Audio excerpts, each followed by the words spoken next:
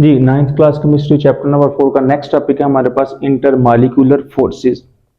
अपने नाम से ही जाहिर है मॉलिक्यूल के दरमियान फोर्सेस। इंटर में दरमियान, मॉलिक्यूल्स, फोर्सेस यानी कि मॉलिक्यूल्स के दरमियान जो फोर्सेस होंगी उसको इंटरमॉलिक्यूलर फोर्स बोलते हैं। अब ये क्या होती हैं, इसको हम एक एग्जांपल से डिस्कस करते हैं। मसलन जी, मेरे पास मेरी क्लास 9th में दो डेस्क हैं, डेस्क ए और डेस्क बी।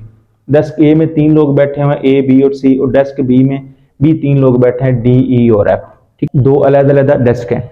अब देखें, अब जो डेस्क ए है ना, ये वाला, इसमें 3 लोग बैठे हैं। इन 3 लोगों का आपस के दरमियान जो ताल्लुक है, आपस के दरमियान जो बॉन्डिंग है, उसको बोलते हैं केमिकल बॉन्ड। इनका आपस में जो रिलेशन था, यानी कि हमें एक कंपाउंड है या एक मॉलिक्यूल है, उस मॉलिक्यूल में जो 3 लोग हैं, 3 स्टूडेंट्स, उनका आपस में ताल्लुक को क्या बोला था? Chemical bond. ठीक है, इसी तरह इन 3 लोगों का जो आपस में ताल्लुक है उसका नाम भी केमिकल बॉन्डिंग है।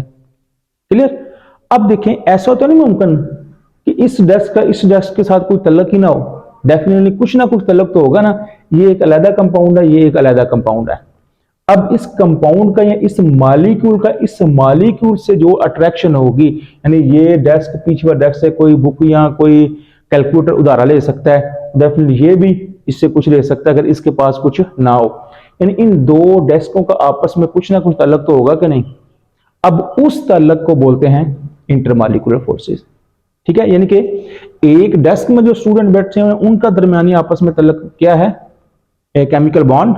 और दो डेस्क में बैठे स्टूडेंट्स का आपस में ताल्लुक क्या है? Intermolecular forces. एक पूरा डेस्क एक मॉलिक्यूल को रिप्रेजेंट कर रहा है।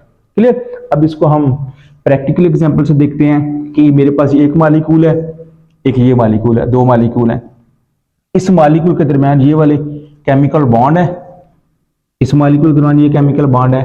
अब इस मॉलिक्यूल के साथ भी कुछ ना कुछ अट्रैक्शन होगी।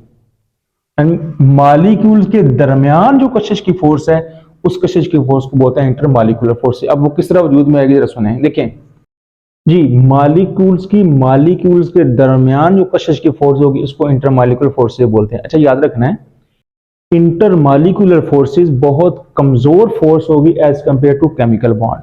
किस तरह? देखें, एक डेस्क में बैठे हुए 3 लोग हैं, डेफिनेटली इनका आपस में ताल्लुक ज्यादा मजबूत है, यानी कि आपस में वो ताल्लुक कौन सा था? Chemical bond. वो ज्यादा मजबूत है as compared to other desk. इसी तरह किसी एक मॉलिक्यूल में मौजूद जो केमिकल बॉन्ड होता है वो ज्यादा मजबूत होता है as compared to other molecules attraction. इस 2 मॉलिक्यूल्स के दरमियान कशिश की फोर्स कमजोर होगी किसकी निस्बत से? किसी एक मॉलिक्यूल के 2 एटम्स के दरमियान मौजूद केमिकल बॉन्ड से।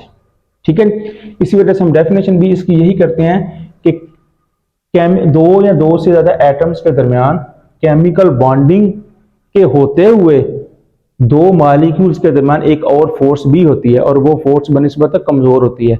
उस कमजोर फोर्स को इंटरमॉलिक्यूलर फोर्स बोलते हैं। ठीक है जी, अब आई थिंक बात समझ आ गई होगी। अब इंटरमॉलिक्यूलर फोर्स हमारे पास 2 टाइप्स हैं। उसकी पहली टाइप है डाइपोल इंटरेक्शन। इससे क्या होता है? देखिए, 2 मॉलिक्यूल दरमियान कशिश की फोर्स को तो हमने इंटरमॉलिक्यूलर फोर्स का नाम दे दिया।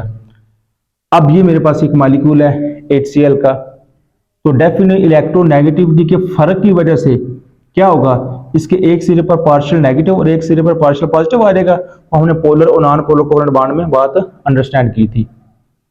अब क्योंकि क्लोरीन एक इलेक्ट्रोनेगेटिव एलिमेंट है, इसकी इलेक्ट्रोनेगेटिविटी ज्यादा होने की वजह से क्या होगा? ये इस इलेक्ट्रॉन के पेयर को अपनी तरफ से ज्यादा अट्रैक्ट कर लेगा, जिसके नतीजे में इस पर चार्ज पार्शियल नेगेटिव और इस पर पार्शियल पॉजिटिव आ जाएगा। इसी तरह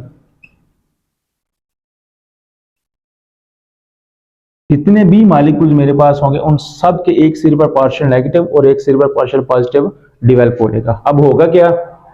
इस पार्शियल नेगेटिव को, यानी इस मॉलिक्यूल के एक सिरा जो पार्शियल नेगेटिव है, इस पार्शियल नेगेटिव को दूसरे मॉलिक्यूल का पार्शियल पॉजिटिव अपनी तरफ कशिश करेगा, जिसे हम डाइपोल इंटरेक्शन बोलेंगे। ठीक है, क्योंकि dipole interaction definitely intermolecular force की ही टाइप है। तो वो इंटरमॉलिक्यूलर फोर्स क्या था? मॉलिक्यूल के दरमियान फोर्स। अब ये जो मैंने डॉटेड लाइन से जाहिर किया, ये बेसिकली किसको डिनोट कर रही है? इंटरमॉलिक्यूलर फोर्सेस को। ठीक है, सिंपल इसकी एग्जांपल ये है जी। क्लियर?